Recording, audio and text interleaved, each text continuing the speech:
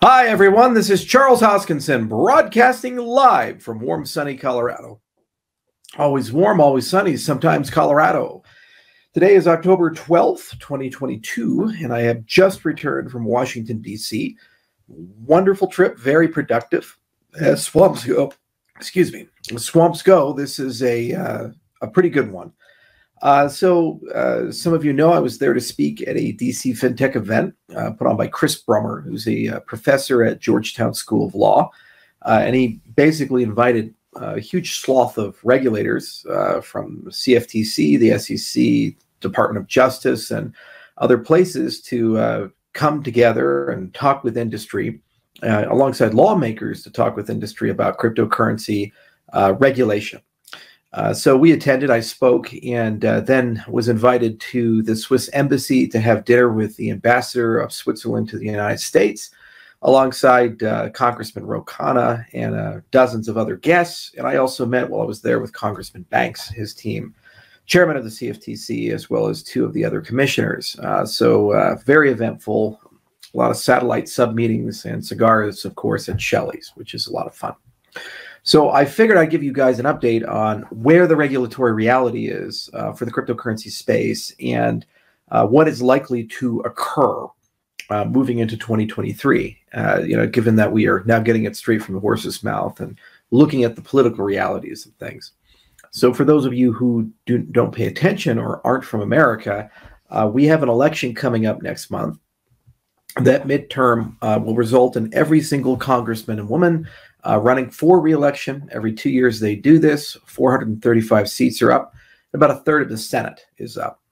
Currently, it is very likely that the Republican Party will retake the House, and it's still an open game to see whether the Senate's going to be retaken or not. But if that's the case, the Republicans will have the speakership, and they have made it a legislative agenda to attempt to pass some form of cryptocurrency legislation. There's a bipartisan interest in this. The Biden executive order recently came out last month, and stuff like the Financial Innovation Act, the Stab Now Act, the Digital Commodities Exchange Act, and these other things are likely going to merge with the Biden executive order recommendations from that. And then some bipartisan bill will probably be pushed through sometime next year that will cover, at the very least, stable coins, as well as giving likely the CFTC some additional powers to regulate cryptocurrencies. The heart of the matter that we discussed is this notion of sufficiently decentralized, and how do we get to a point where we can determine whether a cryptocurrency is a security or it's a commodity. This is really the heart of the matter. And unfortunately, the Stab Now bill and the FIA and others, they tend to leave this still through regulation from enforcement, which is unlikely to be successful, and it changes based upon judicial wins.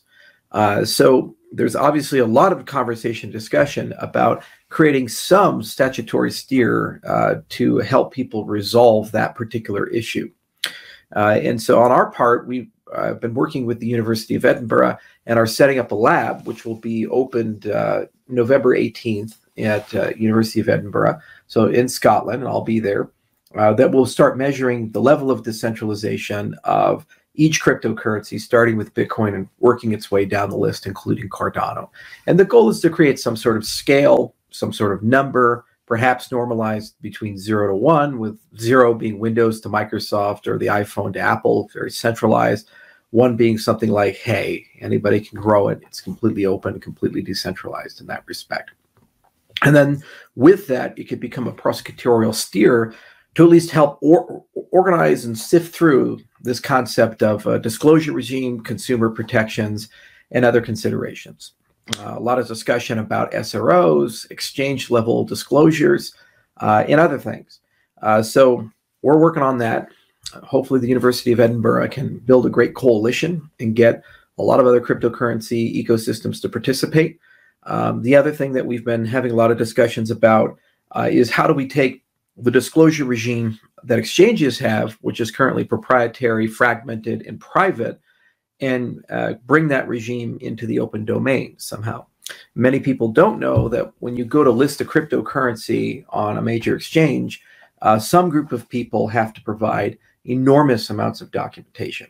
So in the case of Cardano, for example, it worked with, for example, Japanese regulators, the JFSA, to help them get through numerous documents. I think over 9,000 pages over a multi-year period to get ADA liquidity on those exchanges. So it doesn't particularly matter who does the disclosure. In a decentralized ecosystem, anybody can do it. It's something called the smart cow effect. So if one cow figures out how to open the fence, all the cows get out. Similarly, whoever figures out how to bundle information about the technical reality of the cryptocurrency, facts about distribution, how the cryptocurrency works, a community member can do that, a foundation can do that, a private company can do that, basically anybody. Much like anybody can write a report on gold or oil and talk about how oil works as an industry, how gold works as an industry. The problem with this is it's a fragmented process. So what Coinbase requires and Kraken requires and other regulated entities require, they don't share, and it doesn't end up being disclosed in a public way. Blockchains are the perfect disclosure mechanism. It's a public bulletin board upon which when data enters, it's immutable, time-stamped, and auditable, meaning everybody has access to it. So these are some of the deep technicals, getting into the nuts and bolts of regulation in a post-Howey world of how would one think about decentralization, governance, disclosures, consumer protections, and other material concerns. And the other thing is that we had some conversations about the national security and ESG implications of the cryptocurrency and blockchain space. In many cases, people tend to view blockchain technology as strictly a financial asset, something that somebody buys and holds or does something with. But the reality is that it has profound implications for building resilient electrical grids, telecommunication grids, like we see with World Mobile, for example, implications with carbon monitoring, any supply chain consideration, voting systems, health record management, brokering, access control, as well as national identity systems. None of these things have anything to do with a traditional bank or regulated financial institution. So one of the discussions that we had was saying we need to broaden the scope of discussion around cryptocurrencies so that we understand that they do more than just one thing. Analogously, if we were to regulate the internet at the time of email, there would have been very tempting to view the internet as just a giant system for email, not understanding that Amazon could exist and Facebook could exist and Google could exist and so forth. So these were some great conversations that we were able to have and work our way through, including conversations around standards and finally, American competitiveness. The existence of the cryptocurrency space is creating an incentive to train, hire, and attract people in high-value jobs like cryptography, certain fields and domains of engineering, which if we were to outsource the cryptocurrency industry would result in those jobs going abroad. They're high-paying, they're very rare, and they're necessary for national security. They're necessary for innovation and competitiveness in the 21st century. So overall, very productive trip. The lawmakers were incredibly receptive. They definitely want to get something done. Political reality, a time of threats of nuclear war and a stock market that's down $9 trillion and Russia invading Ukraine and all these other things going on alongside a midterm election means it's really just not possible to get a big piece of legislation done. But there is a strong desire on the legislative branch and a strong desire on the executive branch side for some sort of meeting of the minds. And there are some very reasonable people that I think for the most part are actually well more than willing to try to let the industry mostly self-govern, as long as the industry embraces self-regulatory organizations, standards, and some notion of consumer protections. So it's good to see all that progress. There's some very effective lobbying that's being done by several different organizations, and a lot of money is being put into Washington. And for the most part, it's reasonably good. There are some issues that some of the people lobbying are, of course, trying to now create anti-competitive regulatory arbitrage. In other words, what they're trying to do is steer regulation in a direction to protect their licensed incumbent businesses and outlaw our businesses. But for the most part, those people have yet to penetrate into proposed legislation and other recommendations. There are a lot of open questions about the nature of proof of work. So if you read the Biden executive order, in particular, there's a climate report, an energy consumption report, and there's a strong desire, especially in the left circles of the U.S. government, to involve the EPA and Department of Energy in the mining conversation, an attempt to use miners either to promote the development of alternative energies, or if they can't find a way to be carbon neutral or negative, to outlaw mining and replace it with other consensus algorithms. This is an ongoing debate.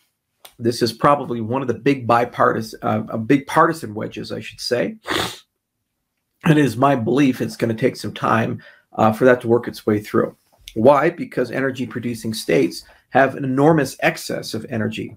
For example, natural gas production creates flare gas, and capturing that and using it for mining is a profitable endeavor. And it benefits those states if there are dense mining operations. Other people say, well, we're wasting electricity. Why are we doing this? So that's gonna result in some tension and friction. Definitely there is bipartisan agreement that there needs to be some notion of consumer protection. The securities disclosure regime continues to be mentioned, but usually by people who are either optimistic but ill-informed, or people who are cynical. But in both cases, it serves no policy purpose, because the information asymmetries that a securities disclosure regime would resolve don't seem to be relevant to any notion of consumer protection or market stability.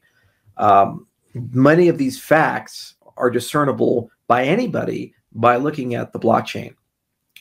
And for the most part, most cryptocurrencies follow that. And also, any of these cryptocurrencies, if the core entities that had founded them disappear, or the founders disappear, in the case of Satoshi and others, like Sunny with Purecoin or these types of things, they still exist. They're still traded. There's still things going on, and people can do things with them. So what does that mean? Like, for example, BitShares to Dan Larimer. I don't believe he's actively currently still in the ecosystem. I think it's still running. The same for EOS and these types of things. So it effectively means that you may give a disclosure regime to somebody who could die or retire and leave as a desire for consumer protection. But then at the end of the rainbow, that role is no longer held, and yet the ecosystem is still ongoing and the token still has value. Also creates issues for self-custody. It creates all kinds of issues for liquidity, and ultimately is incredibly harmful, and serves no real upside to the ecosystem. But I understand the reason behind why they'd want that regime. They don't want a situation where venture capitalists and project founders collude. They create a very large pre-mine, and they dump all of their supply over time on retail investors and walk away with large profits and disappear. It's a Ponzi scheme then. And I believe commodities regulation can resolve that, because if they have a large amount and it's a commodity and they're manipulating market, that's cartel-like behavior. And we already have a very rigorous anti-fraud, both civil and criminal regime to resolve these types of things. We don't need to imply that something is a security in that respect. We still lack proper token taxonomy.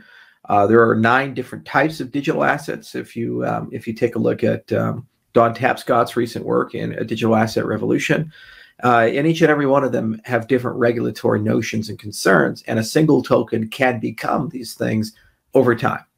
For example, you could use a Bitcoin as a currency. You can use it as a digital commodity, as a store of value. You could really identify that particular currency, that particular Bitcoin, and make it into an NFT. And so there's something valuable about that. It's kind of like what the color coins idea is. You could certainly securitize that Bitcoin and chop it up into 1,000 pieces and sell shares with it, et cetera, et cetera. You can just go down the list and keep doing things with them. So one instrument is chimeric. It's like a stem cell, and it can become anything. So category-based regulation doesn't seem to make any sense. It needs to be functional regulation. There are some discussions in the European theater, especially with MiCA, about how one would approach that. And also, what is the role of intermediaries? For example, if centralized exchanges have a disclosure regime, and we believe that they're around, and those disclosures end up in the public domain, and we're okay with that, we probably shouldn't have any issue then with decentralized exchanges then trading those assets once they've gone through the one-time disclosure or self-certification. There's still a question of compliance, and that's a very tough one. And there's an issue of how one would bind identity with cryptocurrency wallets and transactions. And so this is usually in reference to the FATF travel rule. And it's something that we've had a lot of discussions about. The Verite group that Circle has put together with Consensus and others is also thinking about how to apply these standards to things like DIDs. This is one of the reasons we created Atala Prism and are tightly integrating Prism into Lace, so that one can create identities, go through compliance, build reputation systems, and use that for alternative credit scoring, and use that also for fast account creation where KYC and AML are required, know your customer, anti-money laundering. It is a very interesting concept of how do you connect identity to NFTs. We call those VNFTs, verified NFTs. And it is a very interesting concept about how do you connect identity to dApps for regulated DeFi, which is a component, we believe, of RealFi. So anyway, long and the short is that a lot of stuff is happening. A lot of discussions are happening. The Swiss still serve pretty good food. And it was very good to engage with members of Congress and the CFTC in particular, and have a chance to learn from them, talk with them, and have very fruitful conversations. We'll keep chipping away at it. We have people regularly going to DC and other locations, and we've been regularly engaging with various lawmakers, and they've been very productive dialogues. And I think immediately after the midterm, when the dust settles, we'll be in a position as an industry to start finding a way to converge to some legislation, which at the very least will significantly mitigate the uncertainty that's around. There's still a lot of questions about exchanges, market manipulation, custodial standards, asset-backed stablecoin regulation, and whether to give them a back license or not. This is why we created the speedy bank legislation over in Wyoming, in anticipation of that type of regulation for asset-backed stablecoins like USDC and things like Tether. And, reasonable minds will pursue. One thing that did come up is the notion of a DAO being an unincorporated association, and as a result having no corporate veil to protect the fiduciaries of the DAO, and where those boundaries need to be written. And if someone, under what conditions would someone be in control of such things and then held liable for the actions of it. This is a recent regulatory case that's come up. It's another reason why the DAO wrapper was created in Wyoming. And actually, Chris Brummer, the person who put on the DC Fintech event, wrote a good paper about it called Legal Wrappers for DAOs, which I'd highly recommend that you read. So that's another topic on the menu. A lot of topics: sanctions, compliance, custody, taxonomy, tests and tools for prosecutorial discussions, discretion, consumer protections, investor protections, American competitiveness, and use and utility in other industries. A lot of stuff on the menu. It's a very complicated, very nuanced conversation. Glad to be part of it. Glad to be working with people, and I think we'll get it done one way or the other, because it's necessary for us to get to the next level. As many of you know, we want Cardano and cryptocurrencies in general to become the financial operating systems of the world. And my big passion in life has always been banking the unbanked and giving the unbanked economic identity that they control, that's self-sovereign and ultimately global in nature, and ensuring human rights, the freedom of association, commerce, and expression. To accomplish that, there needs to be a regulatory regime that acknowledges the existence of cryptocurrencies, views them as positive things, and appreciates the liberty that they provide people. So this is the time to figure out how to put all those pieces together and create something that we can all live with, thrive in, and innovate. Now, as a side note, while at the Swiss ambassador's residence, the representative from the People's Bank of China happened to do a presentation on the digital yuan. And it was very striking how sophisticated and already scaled the system is. 40 million users, 10,000 transactions per second, a quasi-account model, and very, very a tight coupling with some of the existing payment systems they have, like WeChat, Alipay, these types of things. And it's very clear that they're bundling social credit and the Belt and Road program with this digital currency. If this is allowed to spread, a money system will exist where a very small group of people have total and absolute control over billions of people's economic liberty. It's not a hypothetical, it's an active project with great technology behind it, brilliant minds behind it, and already 40 million users as a beta. And that will spread like wildfire, first throughout China, and then any country that is adopting the yuan, the renminbi, as its reserve currency. It's a reality that we all have to face. The antidote for this is cryptocurrency with properties that have liberty, not another CBDC like a digital dollar or something like that. So we'll fight that fight. We're fighting it in Africa right now. We see the influence in Zambia and Zimbabwe and Ethiopia and other places. And we definitely see that there's a grand plan rolling out. The United States does as well. And hopefully we're able to understand that the only way to beat something that wishes to push the world into total control of the few is to give the world the fires of freedom. So we'll keep those fires lit. You guys do as well. There are certainly hard weeks, and there's certainly weeks that are distracted by mobs of people. But you have to show up to work every day because that's the job. Easy days and hard days. It's been a hard week, but a productive week. Thank you, everyone.